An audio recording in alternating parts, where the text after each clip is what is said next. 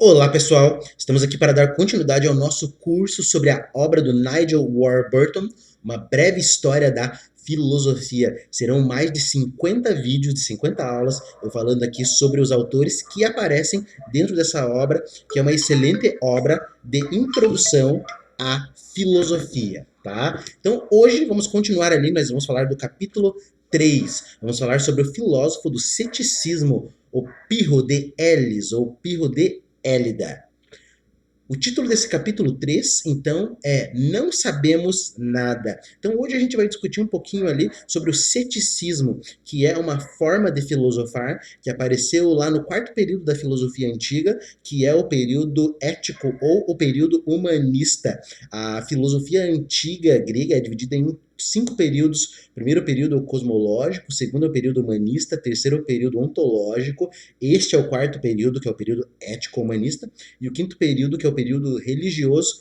Se vocês quiserem conhecer um pouco mais a fundo sobre esses períodos, assistam lá as nossas aulas sobre a história da filosofia ocidental. Eu já estou na aula de número 95, já estou inclusive chegando no ceticismo, que vai ser uma das escolas que eu vou comentar. A aula de hoje é só uma aula de introdução, a gente não vai aprofundar muito aqui nas questões e nos conceitos do ceticismo. Aqui é apenas para introduzir a ideia desses pensadores, serão 50 aulas ali de introdução para vocês terem uma noção mais ou menos do que se desenvolve dentro da história da filosofia. Então, beleza, hoje vamos falar do Pirro, Pirro de Elis, ou Pirro de Élida.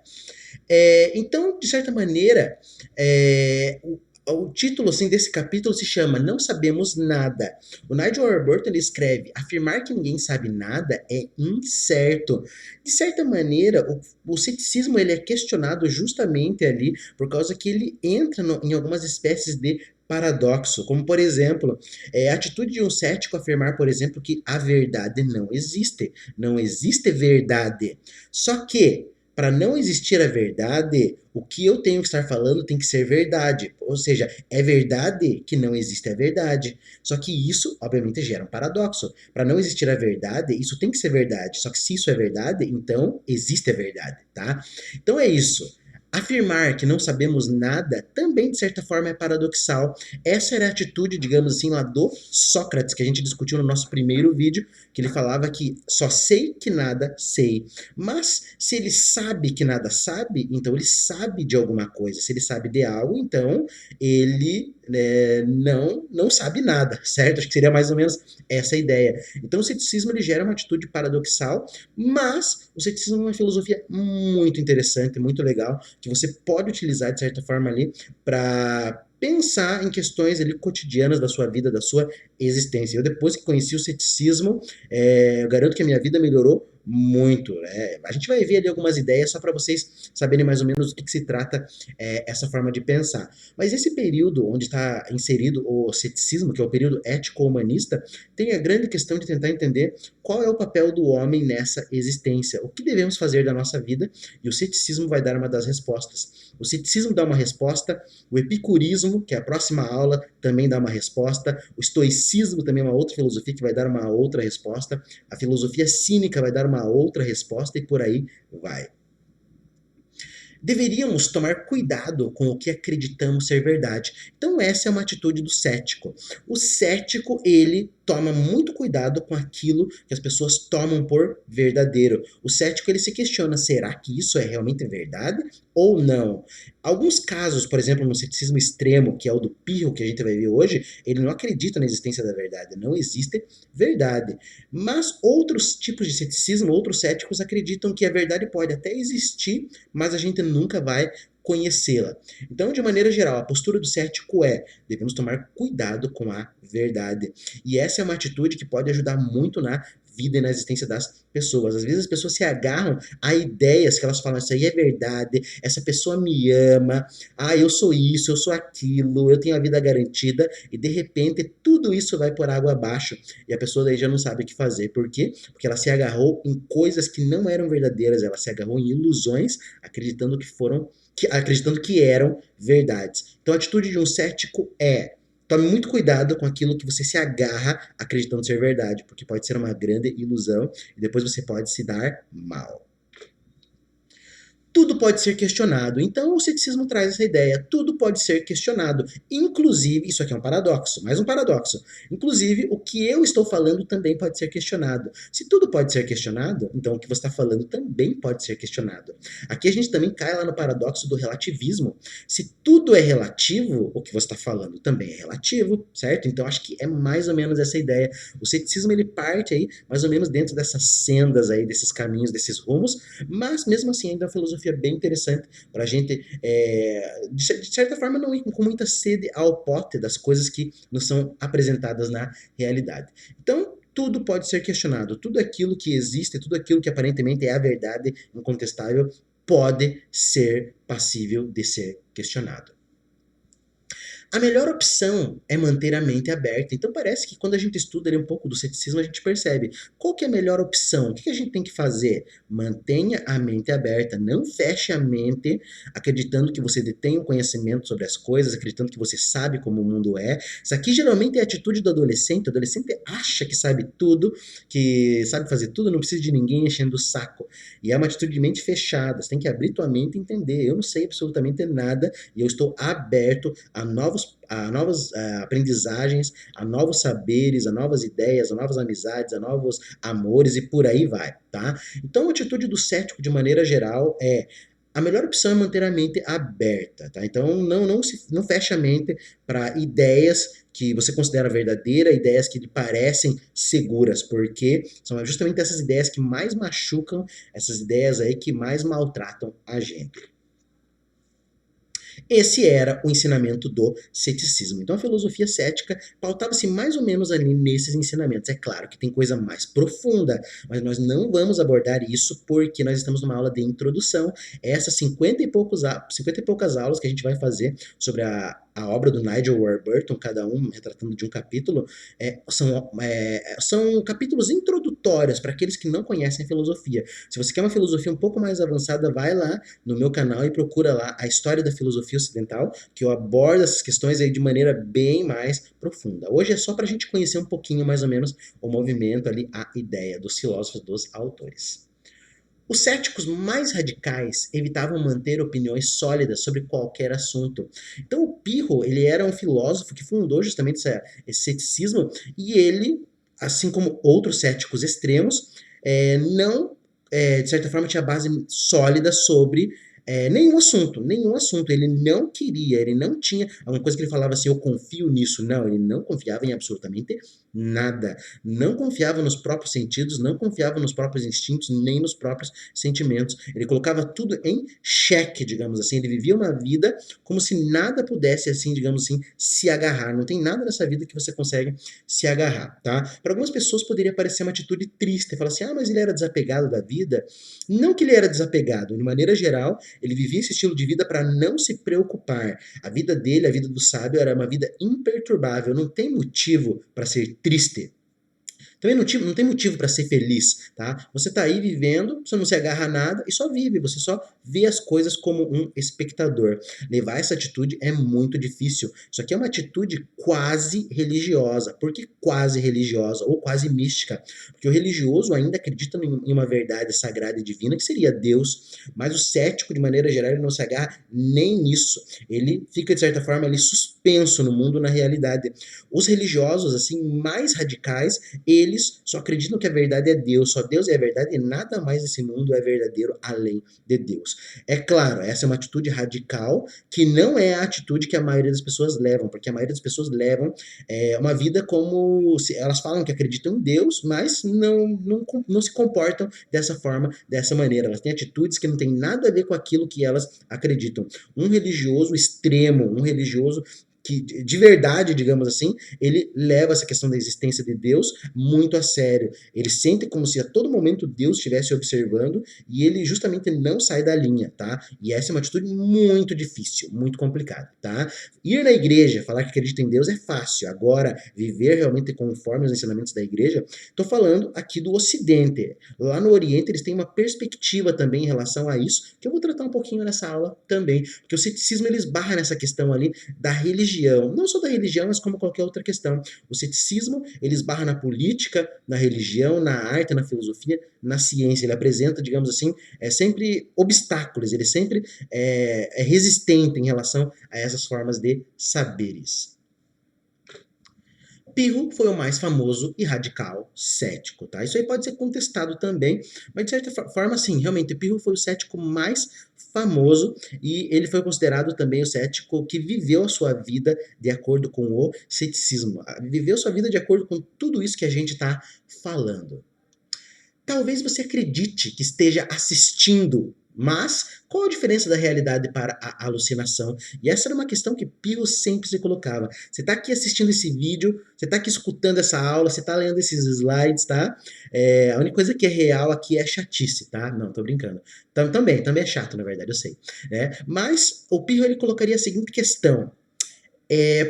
Como que a gente pode realmente diferenciar isso que a gente está fazendo agora de uma alucinação ou de um sonho? Como que você pode acreditar naquele sentimento, né? Eu dormi à tarde agora há pouco, tive um sonho bem louco, né? E eu acreditei nesse sonho, né? Falei, pô, cara, eu tava sendo convencido pelo sonho e daí eu acordei, né? E daí agora eu venho dessa aula e me pergunto realmente, né? Pô, como que a gente diferencia o sonho da realidade?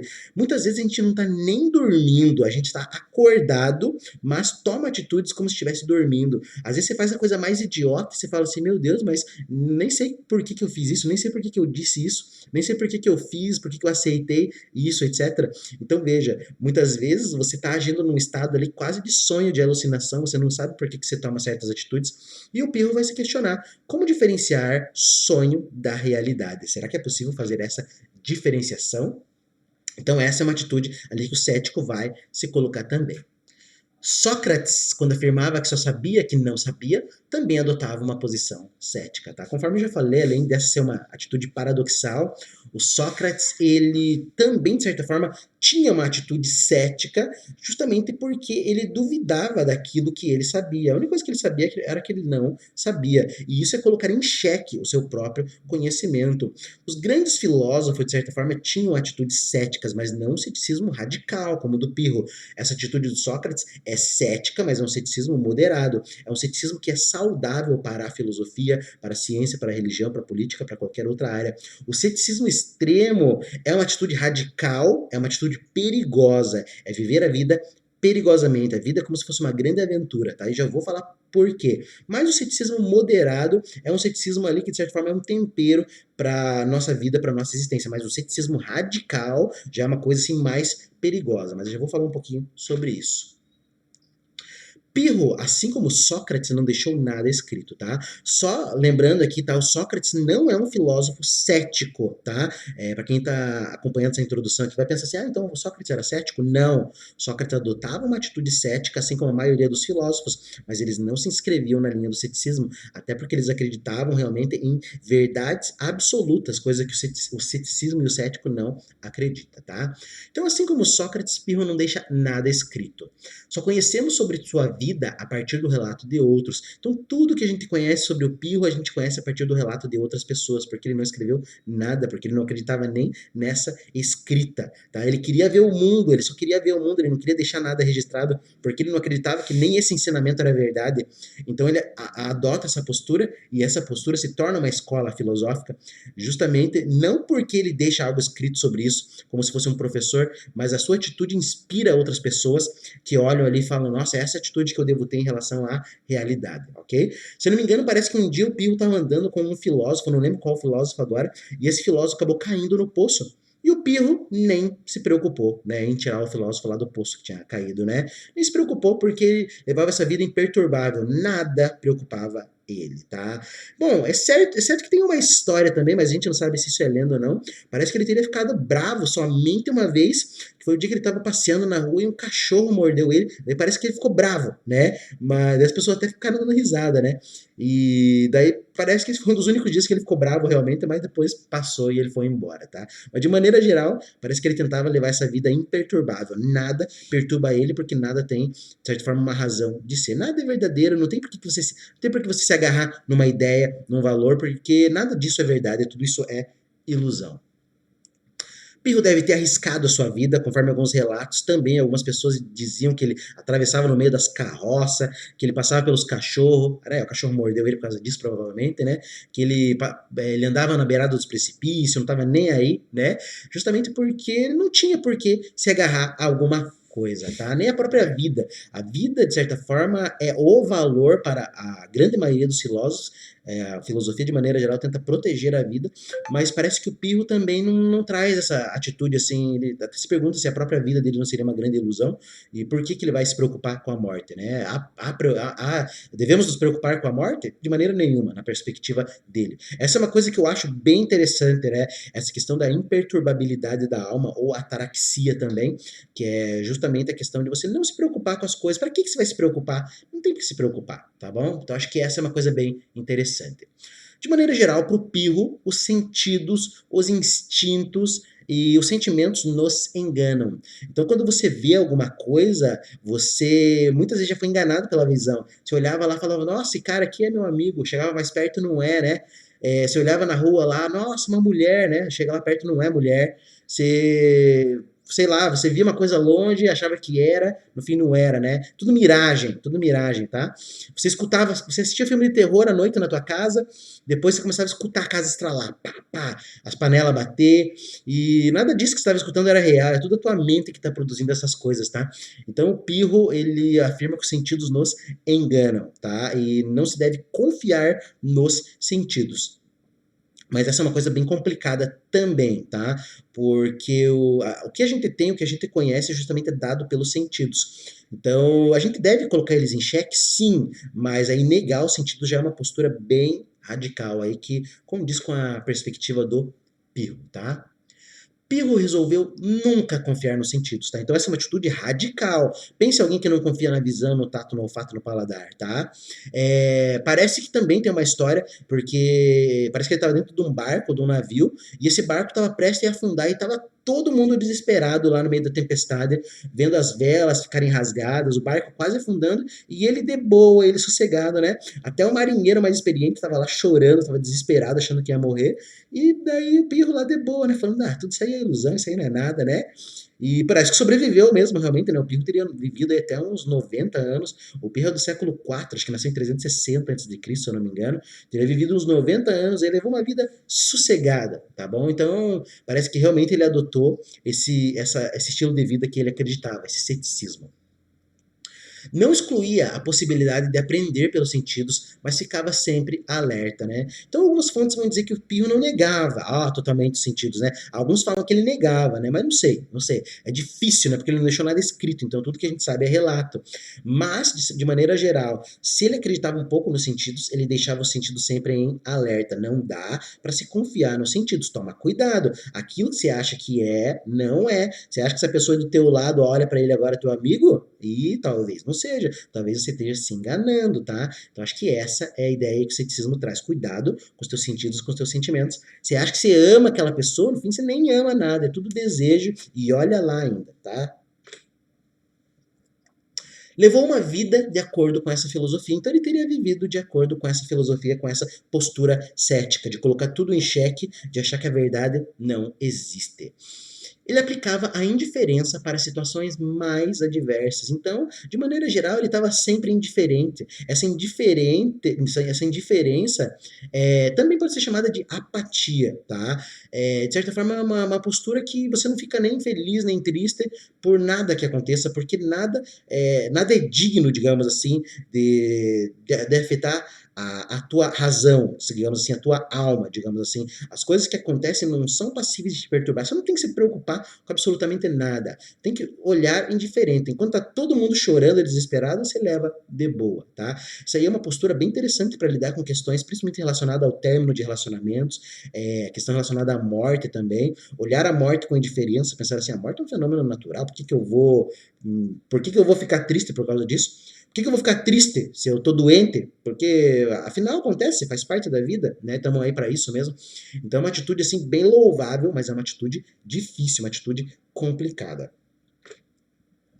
Pirro teria visitado a Índia quando era mais jovem. Sabe-se que o Pirro ele participou ali das excursões do Alexandre o Grande, então ele teria viajado ali junto com a tropa do Alexandre o Grande.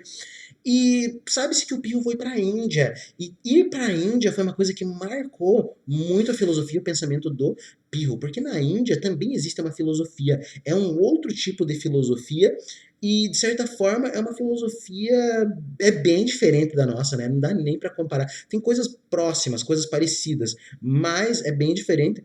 E o Pirro, ele chega lá, parece que ele conhece um filósofo nu, filósofo pelado, que os indianos, né, tem algumas correntes do hinduísmo em que você já deve ter visto provavelmente na televisão e tal, né? Que as pessoas lá andam peladas, andam nuas, né? Eles acreditam que eles vestem o vento. Não tem por que ficar se agarrando a roupa, a nada, tá? Então eles vivem de maneira natural, eles vivem peladões mesmo, tá? E o Pirro teria conhecido um desses pensadores, desses filósofos que vivia nu, e esse filósofo se chamava Calano, tá? Esses filósofos nus se chamam gimnosofistas. Daí ele conheceu o Calano e o Calano olha para o Pirro e fala bem assim para ele: tudo é vaidade. No momento que o Calano fala isso, ele pega um pouco de álcool e ele molha o corpo assim com álcool, joga álcool em cima do corpo, acende lá um fósforo, alguma coisa, uma vela, e taca fogo no corpo e morre queimado, tá? E não esboça nenhum, digamos assim, nenhuma dor, nenhum grito, nenhum berro, nem nada. Ele fica lá na posição de meditação, morrendo queimado, tá? Se vocês procurarem vídeos na internet, vocês vão ter vários vídeos de monges que fazem muito isso, praticam essa prática, digamos assim, de queimar o corpo e mostrar que a dor é uma ilusão. E, bom, né, o Pirro, né, ele teria visto essa situação e isso, de certa forma, ali fez ele pensar sobre muitas questões e justamente ele começa a questionar se realmente a dor também não é, de certa forma, uma grande ilusão. Daí isso também entra dentro da teoria dele. Ele vai falar: esses sentidos, essa dor que eu tô tendo agora é só ilusão, não tem por que eu ficar triste por causa disso. Isso aí não existe, isso é coisa da minha cabeça, tá? Então tudo isso acaba influenciando ali o pensamento e a filosofia do Pirro, tá? Então ele leva a vida dele, de certa forma, justamente com essas ideias aí, com esses pensamentos. Não há motivos para se aborrecer, não há motivos para ficar triste. Por que você vai ficar triste? Ah, eu tô triste porque uma pessoa da minha família morreu. Mas isso é natural. As pessoas estão aqui para morrer. Você acha que todas as pessoas vão viver eternamente? Não, não fica triste, não faz nada, tá? Né? Pro Pirro, não se aborreça. Ah, eu tô triste porque eu perdi meu emprego. Ah, vai lá e procura outro. Uma hora você vai achar um emprego, né? Você não vai morrer de fome também, tá? É claro, algumas pessoas morrem, mas isso é uma outra história, tá bom? E não tem que se preocupar, tá? Na perspectiva do Pirro, não há por que se preocupar. O sábio é aquele que não se preocupa, é aquele que não se perturba. Se a gente for ver hoje no mundo, a maioria das pessoas aí sofre com depressão, com ansiedade, com estresse, pessoas muito estressadas, né? E eu sou professor em sala de aula, né? Meus alunos até falam assim: professor, você não se estressa, não fica bravo? É muito difícil eles me verem estressado. Difícil, né? Geralmente tô bem de boa, porque eu levo toda essa bagagem filosófica e falo: não tem motivo para me estressar. O cara tá destruindo a sala, o que eu posso fazer, né? Eu falo assim: cara, para aí, né? Sossega aí, né? Mas não depende de mim, depende dele, tá? Mas essa é uma outra história. Mas não tem motivo realmente pra gente ficar triste, porque o mundo é isso e a gente está sujeito a todas essas questões aí. O que a gente tem que fazer é viver a vida, tá? Dentro dessa filosofia, dentro desse pensamento. As certezas são obstáculos para a paz de espírito. Então, o ceticismo vai trazer a ideia que quanto mais certeza você tem, mais obstáculos você vai colocar para a tua felicidade. Ah, eu quando crescer, eu quero ser isso. Eu quero me casar, eu quero ter filho, eu quero ter uma casona, eu quero ter um cachorro, todo mundo vai me amar, eu vou ter uma casa na praia e tal, tal. Eu sigo a minha religião, eu sigo os meus valores e tal. Então, o ceticismo mostra que quanto mais você tem disso aí, mais chance de ser infeliz você vai ser, porque a vida sempre vai te dando um soco, a vida sempre vai te dando uma porrada. Primeiro a vida te tira a casa, depois te tira a mulher, depois te tira, sei lá, né, os teus valores. Você começa a olhar o mundo e fala: nossa, eu fui um trouxa, tá? E você vai ficando triste, tá? Então o ceticismo traz essa ideia: cuidado com aquilo que você se agarra, porque pode ser a sua ruína, tá? Não tô falando que vocês têm que largar todas essas coisas. Não vai chegar na tua casa e vai largar a tua mulher, né? Falar assim: agora eu sou cético, vai embora da minha casa. Ou você mesmo embora da casa. Não é isso que eu tô falando, tá? Tô falando que essa é a postura do ceticismo e manda a gente tomar cuidado, muito cuidado com as coisas. A gente tem que viver sabendo que aquilo que a gente ama podem ir embora, tá bom? Essa é uma atitude que eu levo em relação aos meus familiares. Eu penso, por exemplo, assim, eu tenho que visitar minha mãe, eu tenho que visitar minha família, eu tenho que visitar meus amigos, porque eu não sei o dia de amanhã. Depois eu não posso ficar chorando lá, falando, eu tinha que ter passado mais tempo com a minha família. Não.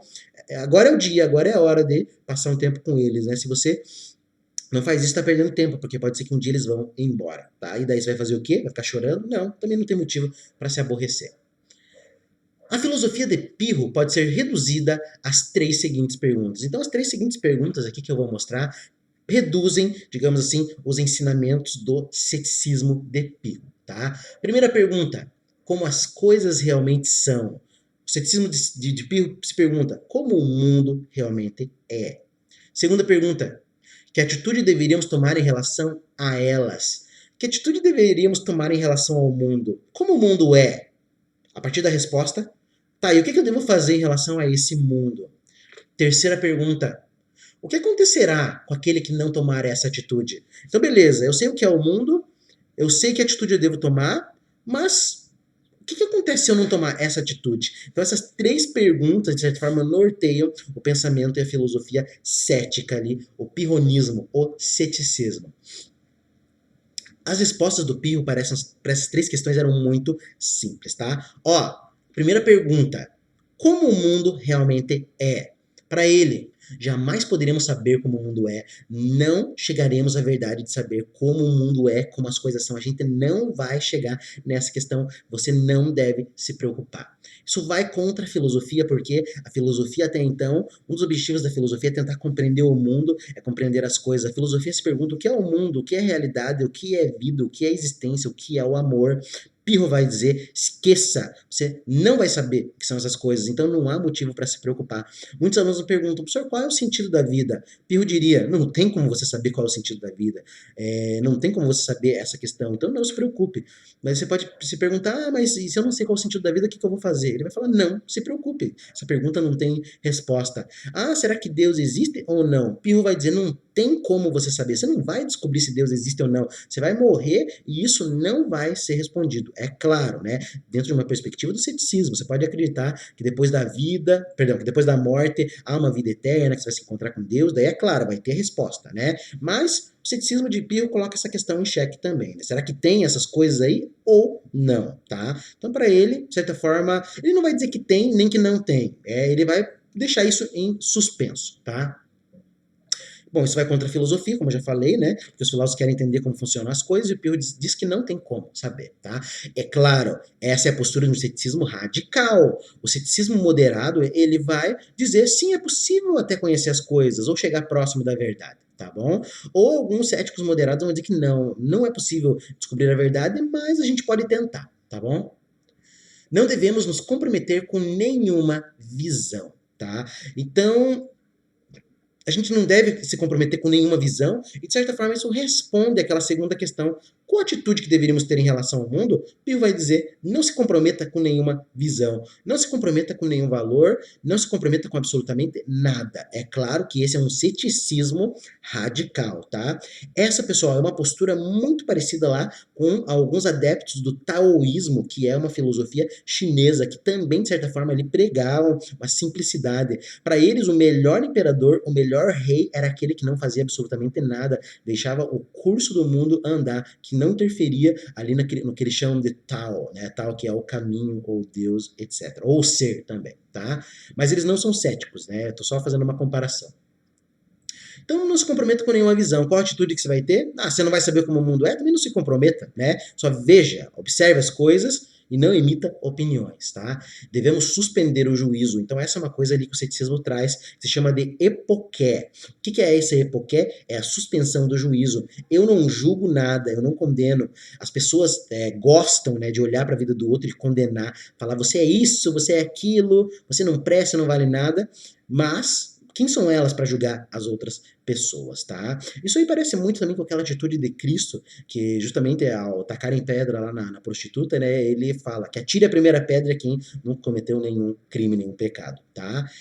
Quem nunca errou, certo? Por quê? Porque as pessoas gostam de olhar para o outro e julgar, mas elas não olham para elas e não fazem o próprio julgamento, tá? Aqui no caso do ceticismo, Pio não faz o julgamento nem sobre si mesmo, tá? Ele não julga nem a prostituta que está sendo apedrejada, ele não vai falar nada dela, não vai falar absolutamente nada. Ele nem olha para ele e também não fala. Um ceticismo radical. Um ceticismo moderado coloca todas essas questões ali em xeque, tá bom? Mas essa é uma outra questão. Há uma corrente da filosofia contemporânea chamada fenomenologia, que vai trabalhar também com o conceito de epoqué, mas é a epoqué fenomenológica, para tentar, de certa forma, colocar o mundo entre parênteses e analisar o objeto justamente ali a partir da sua totalidade. Mas isso é uma outra história. O desejo que temos sugere a crença de que existe algo melhor que o outro. Então, quando você se agarra a alguma verdade, quando você se agarra a algum valor, automaticamente você começa a procurar coisas. Essas coisas são todas motivadas pelo desejo. Você tem desejo de ir lá procurar as coisas. Ah, eu quero ser isso da minha vida. Eu não tô feliz onde eu tô. Eu quero ser mais. Eu quero ter um carro. Eu quero ter um celular melhor. Eu quero ter uma mulher mais bonita. Sei lá. Você tá entendendo? Então, o desejo é uma coisa que faz você acreditar que existem coisas melhores que as outras. E o ceticismo de Pirro afirma: não tem nada melhor, não existe nada melhor que o outro. Isso aí é tudo ilusão da tua cabeça, tá? Se contente com o que você tem aí, fica de boa, não vai procurar chifre na cabeça de cavalo, não vai procurar pelo em ovo, fica aí na tua, porque se você para ter esse desejo de querer algo a mais, é nisso que você vai se ferrar, tá? Então é essa atitude radical do ceticismo, o ceticismo moderado. Um outro ceticismo vai falar que você pode desejar, mas tem que tomar muito cuidado com aquilo que você deseja, tá? Se seguirmos esse pensamento, ficaremos emudecidos, né? O que é emudecidos? É mudo, literalmente. Porque se a gente seguir esse ceticismo radical, o que a gente vai poder afirmar sobre o mundo, sobre as coisas, sobre as pessoas, sobre nós mesmos? Absolutamente nada. Qual vai ser a nossa postura em relação às coisas? Nada. A gente não vai poder falar absolutamente nada, tá? Então o ceticismo radical é muito perigoso nesse sentido, porque levar isso a sério demais é pensar o seguinte: né? Por que eu devo pensar? Por que eu devo agir? Por que eu devo fazer? Vou ficar aqui olhando as coisas e pronto, é isso. A vida é isso, tá?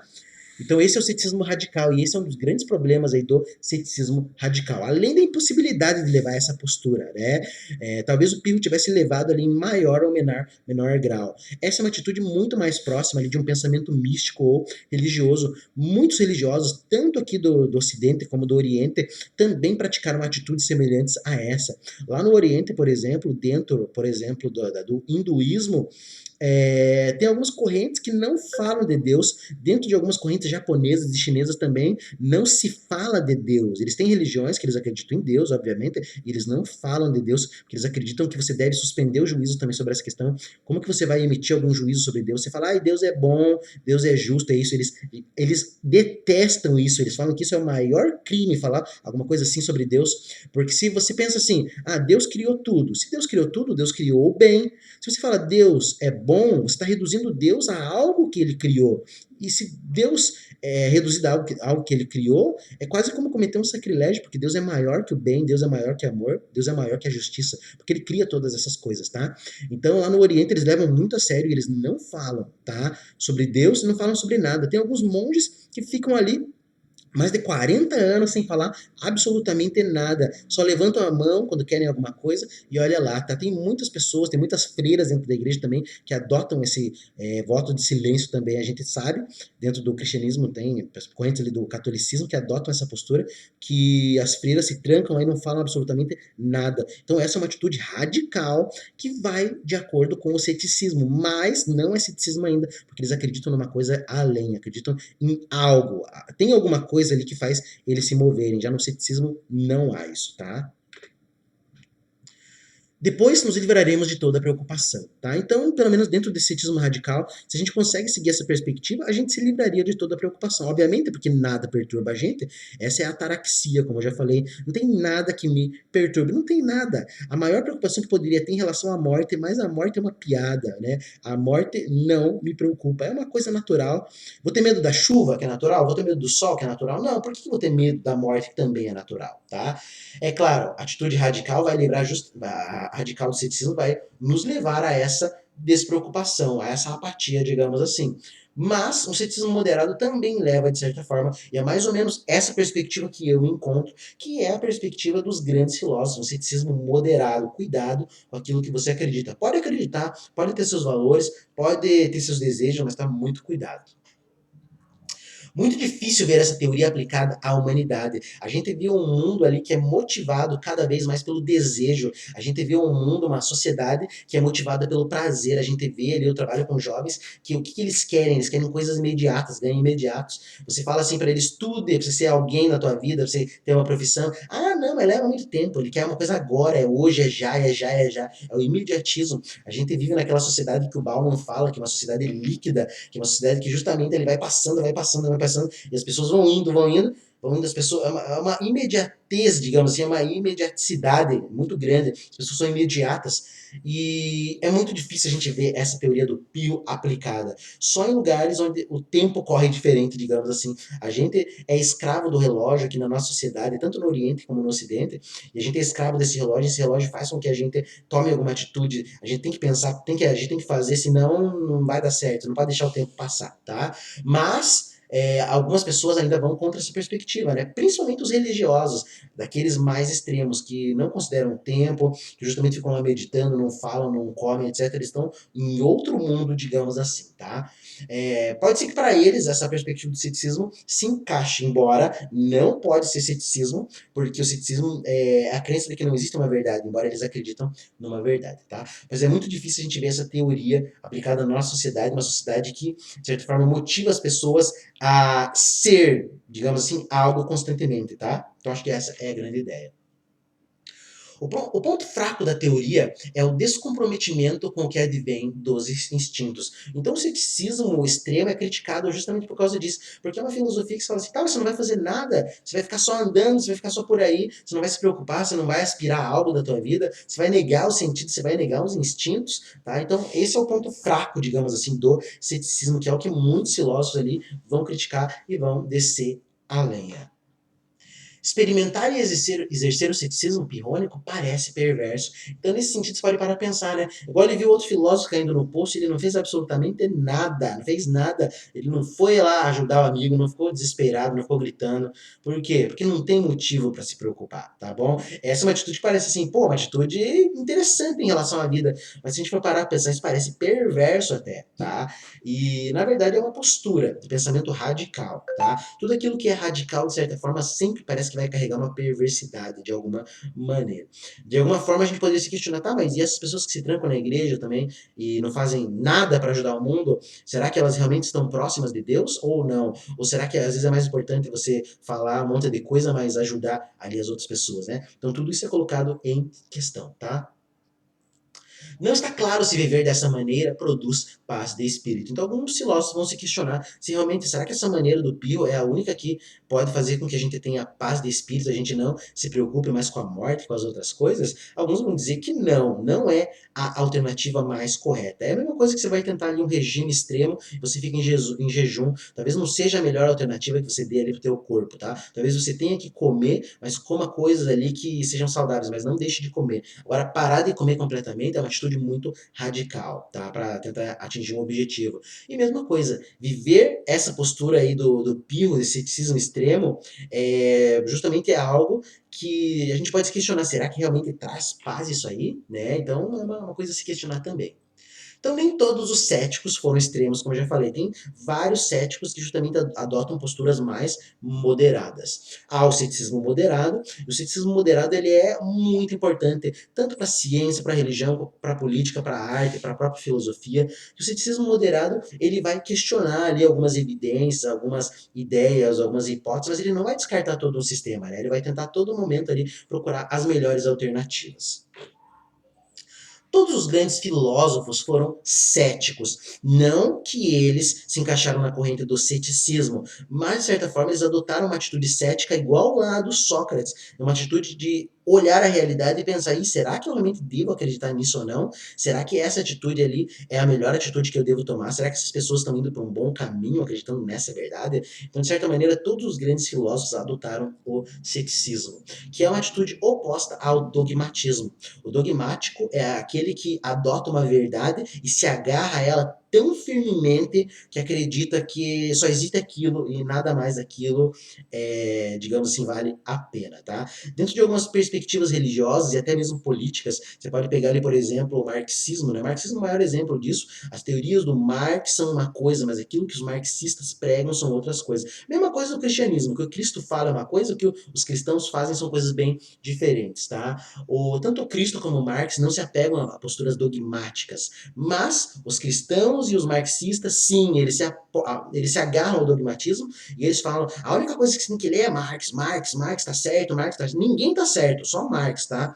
É claro, ser marxista, adotar uma postura marxista, é entender que ele está dentro de uma perspectiva histórica, que ele traz ideias importantes, é um autor que deve ser lido, mas não é a única verdade. É a mesma coisa quando a gente pega lá, por exemplo, psicanálise, que só se lê Freud, só tem os freudianos, é Freud, e não pegam outros autores que trazem outras perspectivas também. Então é isso, tem que tomar muito cuidado com o dogmatismo para você não se fechar em correntes e ideias, acreditar que essa é a única verdade. E os grandes filósofos, eles questionam justamente essas atitudes dogmáticas e tentam não se prender nessa perspectiva. O objetivo é chegar mais próximo da verdade. Então, dentro do ceticismo moderado, o objetivo é chegar mais próximo da verdade, se é que existe verdade. Se existe uma verdade, vamos tentar chegar mais próximo dela. Talvez a gente não alcance essa verdade, mas vamos tentar chegar mais próximo, vamos pensar numa coisa boa para a sociedade, muito diferente de um ceticismo radical que elimina até a própria verdade. Nem todas as preocupações deixaram de atormentar as pessoas. Então, o ceticismo está dentro de uma época, de um período, ali eu falei do quarto período da filosofia, que é o período helenista, e nessa época do helenismo, as pessoas ali estavam mais ou menos perdidas, porque elas não sabiam mais no que acreditar, não sabiam mais o que seguir, né? Fugiu-se daquele modelo de cidade-estado grego ateniense, onde as pessoas davam sua vida pelo Estado, aquilo já não existia mais, as pessoas viam uma política corrupta, as pessoas viam governantes ali que governavam um dia, morriam, sucediam o outro, governantes de qualquer lugar que governavam pela força, elas não sabiam mais no que acreditar e no que seguir, e o ceticismo foi, de certa forma, ali uma palavra de salvação para a época, tá? O ceticismo, o epicurismo, o estoicismo e, de certa forma, também a filosofia cínica. Mas nem todas as preocupações ali as pessoas conseguiram resolver pensando da forma como o Pirro propôs. Por exemplo, sobre a questão da morte, sobre a preocupação em relação à morte, o Epicuro apresentou propostas para essa questão. O Epicuro é o próximo filósofo que a gente vai ver dentro dessa série aqui de uma breve história da filosofia, do Nigel Warburton, e ele vai oferecer uma outra alternativa para você não precisar pensar nesse ceticismo extremo. O que eu faço na minha vida? Vou adotar esse ceticismo extremo? Não, o Epicuro vai te dar uma outra alternativa, vai mostrar assim, olha, eu tenho uma outra alternativa aqui que pode ser, digamos assim, melhor para você tentar vencer todas essas preocupações, tá? Então essas filosofias, elas estão justamente aí nesse sentido, tentando buscar ali a melhor maneira de viver. Por isso que é o período ético, o período moral, o que eu faço da minha vida, tá? Então, tanto o ceticismo, o epicurismo e o estoicismo e o cinismo vão tentar dar uma resposta para essas questões. O que você faz da sua vida? Segundo o ceticismo, aplique uma imperturbabilidade, aplique uma suspensão do juízo, tá? Viva como se nada fosse, digamos assim, nada tivesse o seu valor, nada fosse importante, ou nada fosse importante para tirar a sua preocupação. Essa é a resposta do ceticismo de Pirro. Mas a gente vai ver que com o epicurismo a gente tem uma outra resposta. Então é isso, pessoal. Um grande abraço a todos, nos vemos no próximo encontro.